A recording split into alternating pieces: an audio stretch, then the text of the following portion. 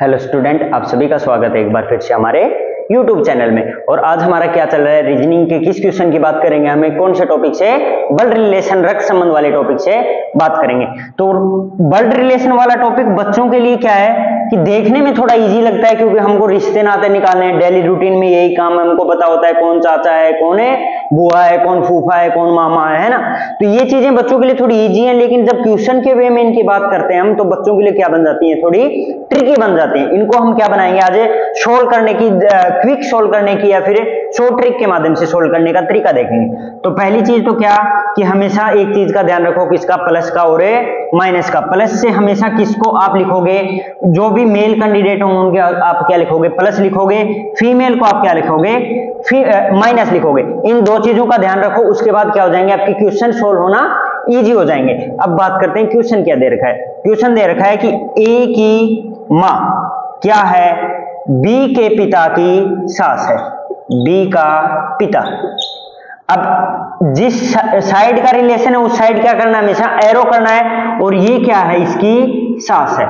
अब एक चीज हमारे पास क्लियर हो गई कि बी के पिता की सास कौन हो गई, हमारे पास ए की मां हो गई, लेकिन इन दोनों का जेंडर हमको अभी नहीं पता है। तो हम क्या करेंगे, आगे देखते हैं क्वेश्चन में क्या दे रखा है कि बी डी का क्या है, भाई है। भाई कौन है, बी है, किसका, डी का।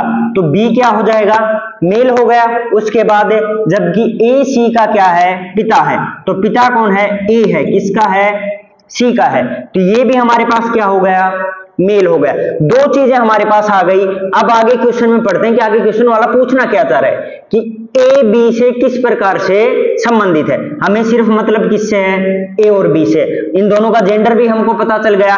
सी और डी के बारे में कहीं पूछा नहीं गया है, तो इन दोनों को क्या कर देते हैं, एक बार साइड कर देते हैं। उसके बाद इस क्वेश्चन का आंसर देखते हैं।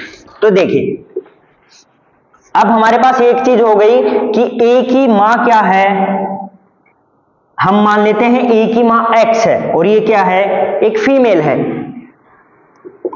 और बी के पिता हमने मान लिए वाई है, और ये क्या है, एक मेल है। अब बात करते हैं कि ये इससे किस प्रकार से संबंधित है, ये क्या है, इसकी सास है। यानी एक्स की कोई लड़की होगी, उसको हम मान लेते हैं जेड मान लेते हैं, एक्स की लड़की है जेड, उसकी शादी किसके साथ हुई है, वाई के साथ हुई है, तभी तो ये इसकी क्या हुई, सास हुई। अब जेड क्या है, एक जेड क्या है, ए की बहन है, यानी ए क्या होगी, जेड का भाई होगा। और ये क्या हो गया इसका, अब एक ए और वाई के बीच में संबंध क्या हो गया, ये इसका क्या लग सकता है, साला लग सकता है, ए है ना।